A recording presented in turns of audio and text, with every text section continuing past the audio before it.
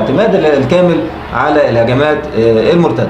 لسه بنلعب في اول 5 دقايق، وادي هجمه النادي الاهلي وبيبو حلوه، ويا دوب خالد بيبو، واول تهديد لمرمى عبده صالح الاريتري، تعدي يا دوب جنب القائم الايسر بياردتين، وضربه اللي اتعملت بالعرض ومسكها عصام الحضري. وادي هجمه للنادي الاهلي وناحيه محمد جوده والعرضيه حلوه، والهدف الاول، الهدف الاول للنادي الاهلي. علي ماهر، بقول لحضراتكم لازم جول في اول ربع ساعه. علي ماهر يستقبل الاشاره على طول ويقول لي انا مش هكذب ظنك ومش هخيب ظنك، وفعلا هدف بعد.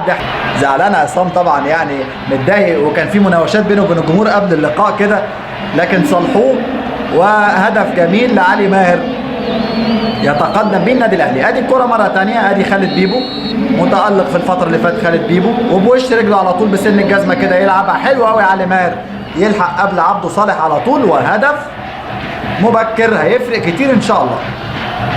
والله يا كابتن حاتم، هم يعني الاداري بتاعهم كان عامل علينا خطه الظاهر في الاسامي، ولكن احنا استوعبنا الدرس. ولكن الناحيه اليمين باين عليها ان هي فيها ثغره، ودي هجمه ليهم، ولكن في رايه صفاره. 1-1 في اثيوبيا، و2 في اديس ابابا، و2-2 هنا في الاستاد. النادي الاهلي استوعب الدرس واضح، ودرس الاسماعيلي ايضا، وبدأ بالهجوم وبادر بالهجوم الشديد والضغط، ونجح فعلا في احراز هدف مبكر. وادي علي ماهر وكرة ثانية وهجمة من ناحية اليمين والعرضية، واوكوري والهدف الثاني. روبرت اوكوري فعلا، لا ده كأن في بقى جهاز لاسلكي كده بيننا يا كابتن عادل في الملعب والكابينة هنا.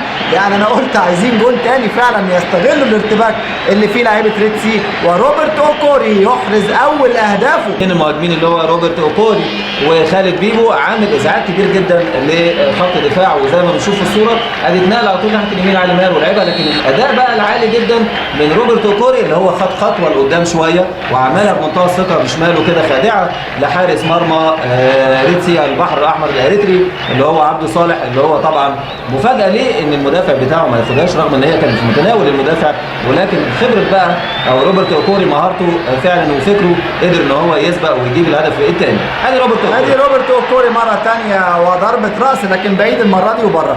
لكن روبرت اوكوري الحقيقه في الهدف اللي جابه ده يعني ابتدى الراجل يتاقلم وابتدى ينسجم مع زمايله. كان ظهر يعني مستوى قليل شويه اول ما جه، لكن ابتدى مستواه يعلى شويه بشويه مع توالي المباريات وتوالي ادي هجوم النادي الاهلي من ناحيه اليمين تاني. سيد عبد الحفيظ والعرضيه من سيد وعلي ماهر وتعدي وخالد بيبو. هوبا يا ولد يا ولد يا لعيب يا كبير يا خالد يا بيبو. الراجل حاططها كانه حاططها بايده، وعبده صالح ولا يقدر يعمل لها اي حاجه. والهدف الثالث للنادي الاهلي، وواضح فعلا ان هم سامعين الكلام يا كابتن عادل. الهدف الثالث هو قبل نهايه الشوط الاول، ولسه في اهداف بقى كابتن حاتم. نتمنى بقى الرباعيه يمكن طبعا يعني نيتنا بتوصل للنادي الاهلي في الملعب، فبنتمنى لهم طبعا التوفيق، ونتمنى زياده الاهداف، لان زياده الاهداف بتدي الثقه في الاداء وبتدي امتاع للجماهير وامتاع لينا ان احنا نمتع برضه المشاهدين بالنسبه للاهداف ولغه طبعا الاثاره والمتعه في كره القدم الاهداف. الهدف الثالث للنادي الاهلي خالد بيبو في الدقيقة 30، نص ساعة بالظبط. ادي الكرة مرة ثانية، ادي سيد عبد الحفيظ ولا عرضية فوتها حلوة قوي علي ماهر، وخالد بيبو حاططها راكنها كأنه يعني بيبصيها كده في الزاوية البعيدة. جميلة جدا وهدف جميل جدا لخالد بيبو. و3 الاهلي لا شيء البحر الاحمر. تهتز